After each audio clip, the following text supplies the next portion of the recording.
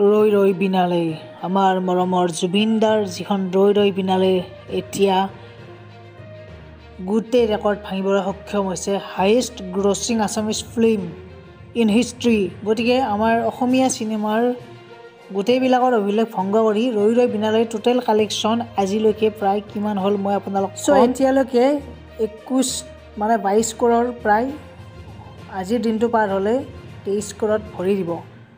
গতিকে 23 কৰোৰ এতিয়ালৈকে আমাৰ ৰৈ ৰৈ বিনালে ফিল্মখনে কালেকশ্যন কৰিবলৈ সক্ষম হ'ব বুলিয়ে ধৰক, অকণমান লাগে আকৌ।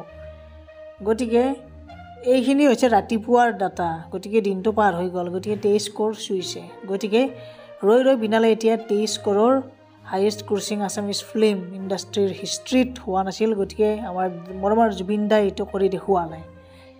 আৰু ৰৈ ৰৈ বিনালে যিমান দিন চলে চলিয়ে থাকক। যেতিয়ালৈকে প্ৰত্যেকজন অসমীয়াই এই চিনেমাখন চোৱা ফিনিছ নহয় তেতিয়ালৈকে ৰৈ ৰৈ বিনালে চলি থাকিব লাগে।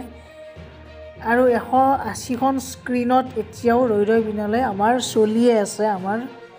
গতিকে জয়পুৰ হওক, গোৱা হওক, মুম্বাই, দিল্লী, বেংগলোৰ আটাইবিলাকতে এতিয়াও চলিয়ে আছে। আমাৰ বাহিৰৰ যিমানকেইখন চিটিজ আছে সেইকেইখনত বাহিৰৰ চিটিজ আৰু অসমৰ মিলি কিনে বহুতকেইখন স্ক্ৰীণত যিহেতু ৰিলিজ হৈছে, গতিকে এটা ৰেকৰ্ড ব্ৰেকিং যিহেতু।